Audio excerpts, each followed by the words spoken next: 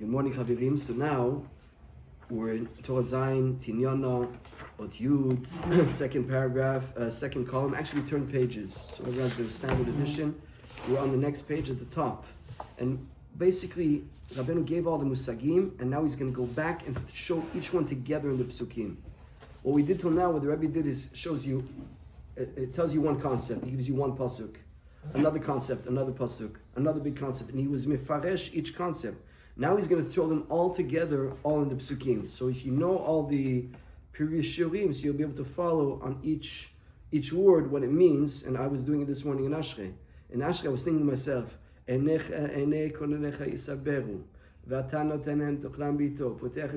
all here. It's a completely different world when you, the whole kavanot of the tefillah, now you have it. It's kavanot of Rabbeinu based on the sod. So let's see.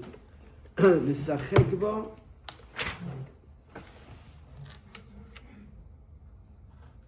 V'zeu nisachek bo. B'chinat shrakim. So we said that the Parnassa Leviatan ze yatzata nisachek bo.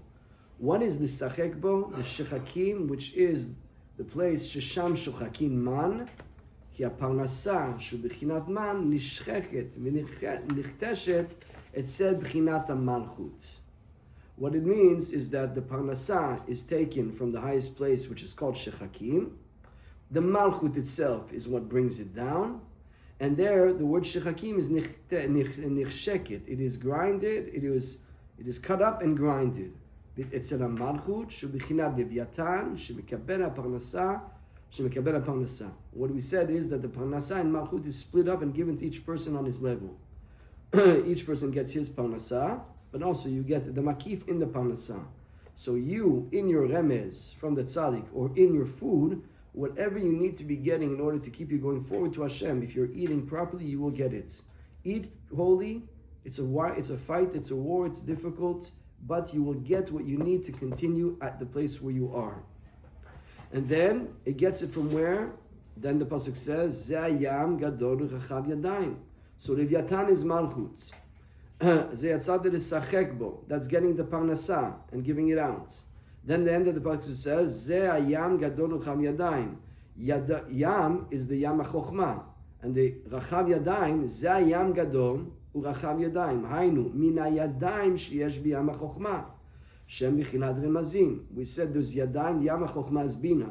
The yadayim is the chesed and gvura. But we also said that's the remez of the tzaddik, that he's giving remazim. So the same inyan that's happening in your parnassa is happening with the remazim of the tzaddik. Like we said before, that the tzaddik, when he's speaking with you, when he's teaching you, whether he's in person, or whether he left you messages in his book or through his talmidim, he's able to give you a remez.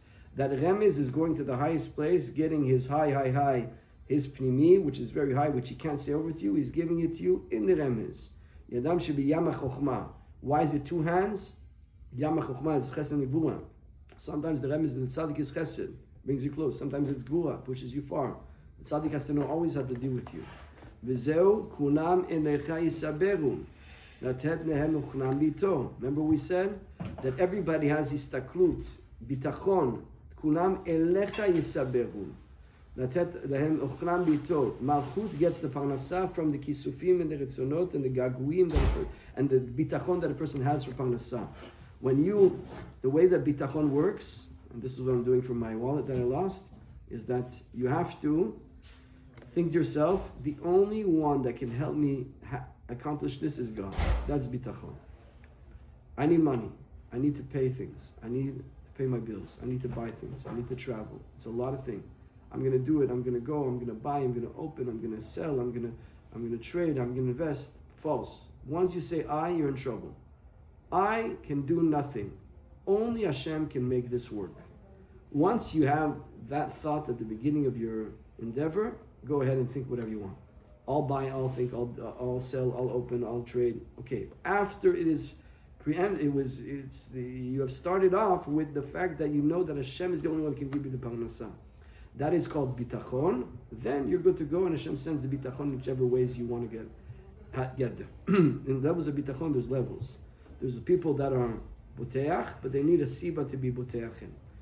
Hashem sends my parnassa. I open my store, Hashem can send my store parnassa. I have my business, Hashem can send. There's another person that doesn't need anything for techala. Does Hashem need my business to make me money? It's a joke. Hashem can give me money however which way He wants. It's high level. You need to really have bitachon. That's what it says in pasuk. Ashrei geva sheyiftach b'Hashem v'haya Hashem miftacho. He doesn't need anything to trust in. He trusts in Hashem, and Hashem is his bitachon, not any keli. Bitachon is what brings you the parnassa. So the malchut goes and gets the parnassa from the bitachon.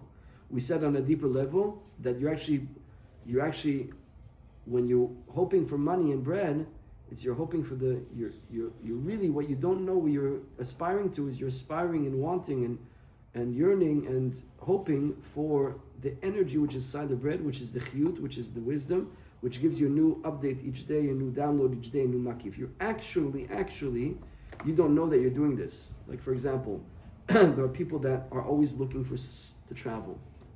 Got to get away, got to go somewhere. The Gemara says in Masechet Gittin, a little bit of traveling is healthy. Okay, so don't take this out of context. The Gemara says over there, 3 things are actually healthy. A little bit and not a lot. One is marital relations. A little bit is healthy for the body. A lot is not healthy for the body. A little bit of wealth is good. A lot of wealth is not good. Extremely rich people, it's hard for them. A guy who has a good parnassa, more than average, and is comfortable with still trust Hashem, still doesn't get to his head, it's actually the biggest blessing. The biggest blessing is the middle. It's not the rich guy. The billionaire, the big millionaire, he has a big koach if he uses it well, but it's very hard for him. And if he uses it well for Hashem, then he scored. If not, he's going to be held accountable for having all that money and not using it for the service of Am Yisrael.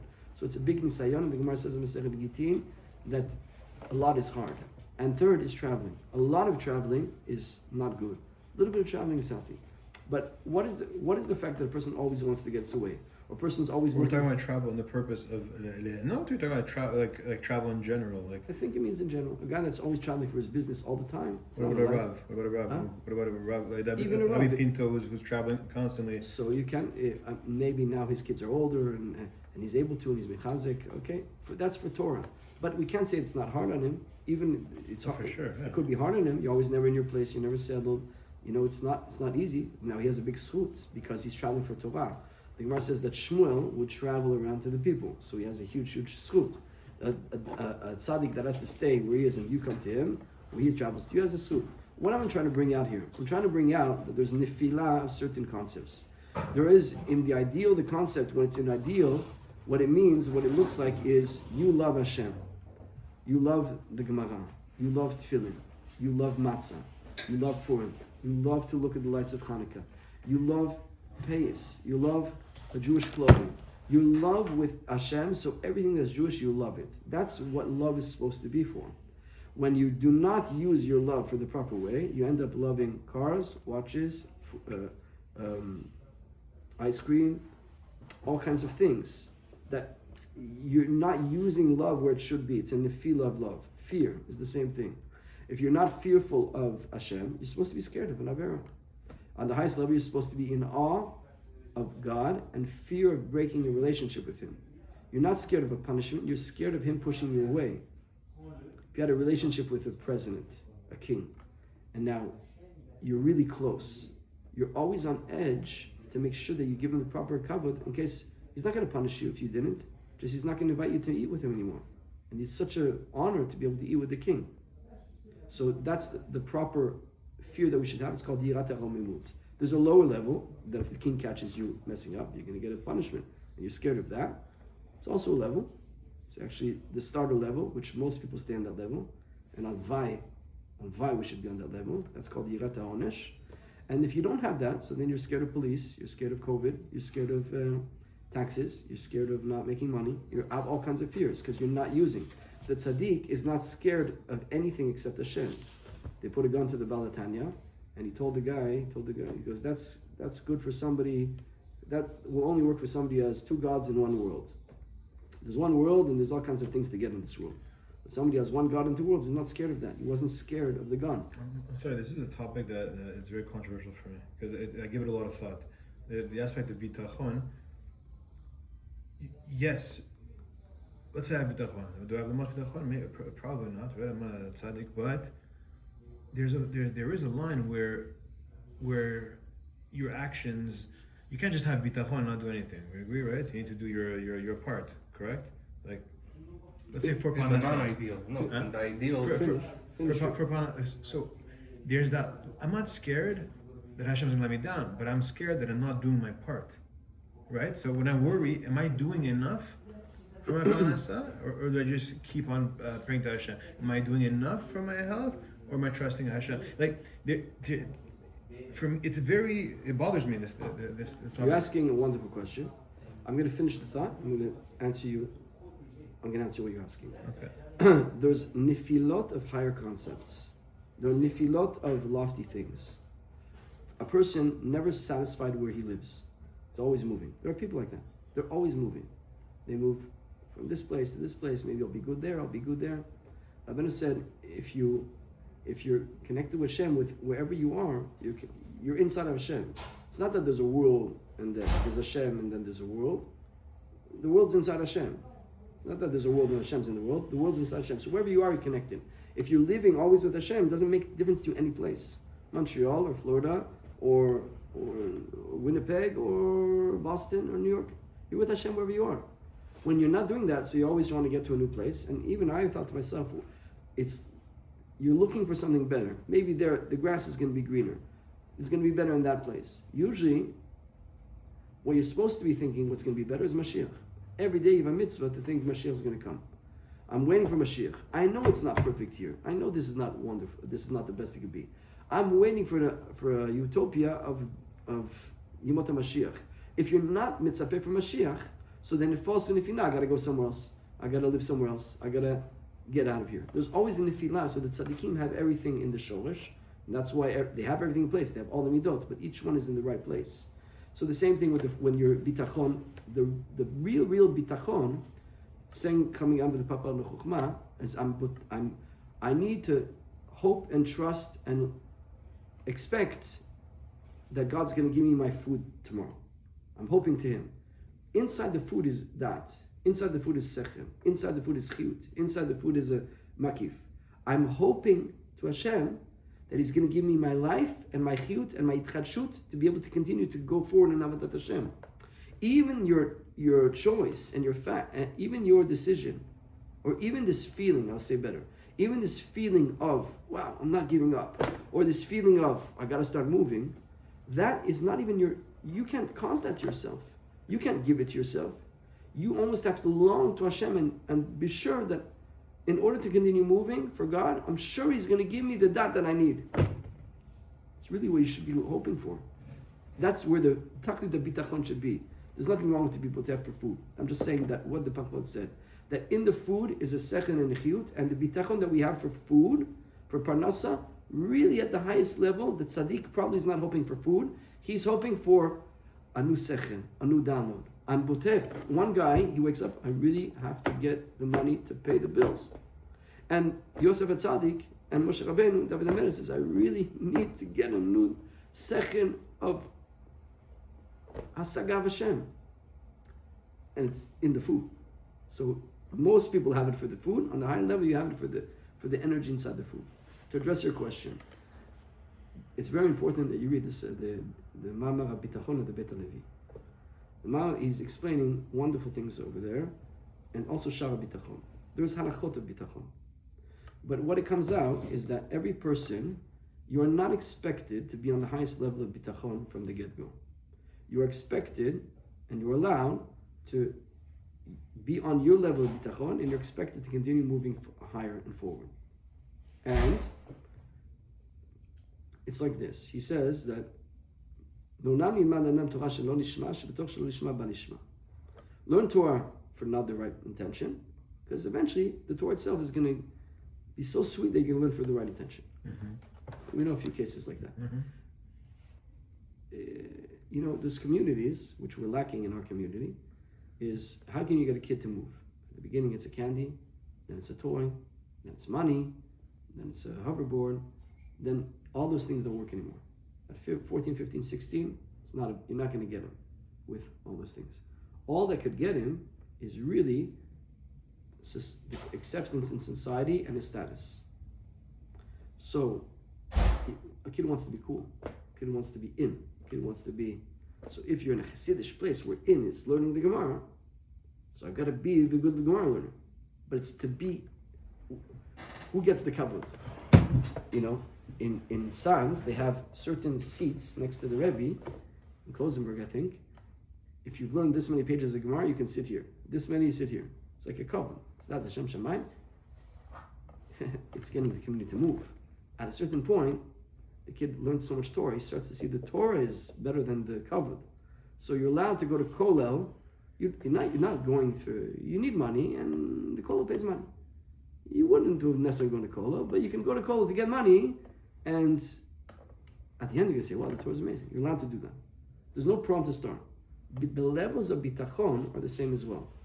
The highest level of Bitachon is like Yosef Tzaddik, where he gets punished for saying, in our parsha, to the Sarah Mashkim, to remember me.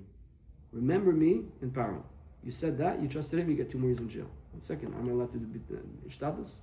Let me do my part. You're not allowed. When you don't believe, so long as you have trouble believing that it's going to get done without you doing something, you got to do something.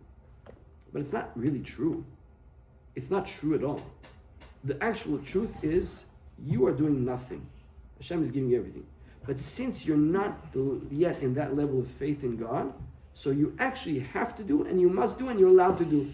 The way I heard it, that just clicks for me, is that, I don't know if I'm mistaken, but your level of Ishtadlut should be proportionate to your level of Bitachon. Exactly, that's the same exact thing. So the more Bitachon you have, the less Ishtadlut. And the less you're allowed to do. Right. So I guess as long as you feel that you're not doing enough, that means that your bitachon is not there yet, and that means you probably should be doing exactly. more. Let me ask you a question. No, then is maybe my bitachon too high? Like something I'm doing things like right now. No, because if your bitachon is high, you wouldn't have this feeling that I need to do more. If you are nervous that I'm not going to do enough, 1 second. If I don't work 8 hours a day, I'm not going to have Parnassa. You got to go work 8 hours a day. If you have a job that doesn't need you to work 8 hours a day, and Hashem with 1 sale could give me all the money, and for 2 hours a day, just look in the books, make sure everything's ordered. Hashem doesn't need me to do more than that. If he wants, he could just send it with my employees, and so you don't have to do more. And you're actually not allowed to do more if you're using it for Torah and Tefillah. Yeah, exactly. If you're using it for Avodah Hashem, you're not allowed to do more. If the guy's going to go to beach and the guy's going to go to do Avirot, let him go to work. It's much better for him to go to work and be involved in work and do the mitzvah of that work and paying on time and going to mincha and being honest and not stealing and not cheating. Much better. But if you're going to be learning and davening and you really believe that it makes absolutely no difference, so you're not supposed to do more. What Hashem is going to help you. He's going to help you build your bitachon. And that's why things switch. That's why even things that were so stable have mix-ups. And you got to go back to the drawing board, and you got to constantly trust industries are changing, because we always want to keep you on your feet to make you trust Hashem. What's going to happen is he's going to show you that what you trusted in, even though you were trusting Hashem, but through this, he's going to sometimes take it away. And then you're going to have, this client's not buying anymore. What am I going to do? You find a new one. All of a sudden, it was this product. Product's not selling anymore. You found a new one. You thought it was Hashem sending you, had to send you this product. All of a sudden you see it has nothing to do with this product. Has nothing to do with this client. Has nothing to do with this location. Hashem is always sending. So then you stop trusting the sibot and you start trusting Hashem. So Hashem will help you the same way you can learn Torah Shelo Lishma. You can have low level bitachon and eventually work your way up in bitachon. But I'll be honest with you, the tzaddik emes is not allowed to work. It's a soul for him to work, because he is such a high level of faith gone that he knows that it has nothing to do with him putting in efforts. And now you're actually, how could I say this properly? You're mizalzel in your hasaga. You're mizalzel in the fact that you understand that Hashem is giving. Why would you do if Hashem is giving? So Yosef Tzaddik and Moshe Rabbeinu and Rabbeinu himself and Baal Shem Tov, it was Avi Salant, he would buy 1 lotto ticket a year. That's it. He wouldn't win. But that was all the Ishtadlut. If Hashem wants me to make money, I have to learn and teach. So okay, you have to do some Ishtadlut. So I bought a lotto ticket. If Hashem wanted me to have money, he would have given me through there. So I don't need to do anything else. and Hashem would figure it out how He gave him the money the rest of the year. So to answer your question, there's no one set level of bitachon and efforts for each person. It depends on where you're holding. Of course, to do isur, to open the Shabbat is isur. But then besides that, and if you also know that you have to learn every day and daven every day, don't think ever in your wildest dreams that by rushing to work and miss in the middle of Shacharis, you're going to make more money. It can't be that Hashem tells you to stay for Shacharis, and then He's going to make you penalize you in His Parnassa that He's giving you because you left Shacharis. If you have a job that starts early, so that's where you are. You have to pray to get a better job that allows you to pray properly. The same doing having a shir. I can't have any shir because I'm stuck with it. So you have to try to analyze a different place to put your energy where you can have a shir in the morning, a shir at night, and etc. etc.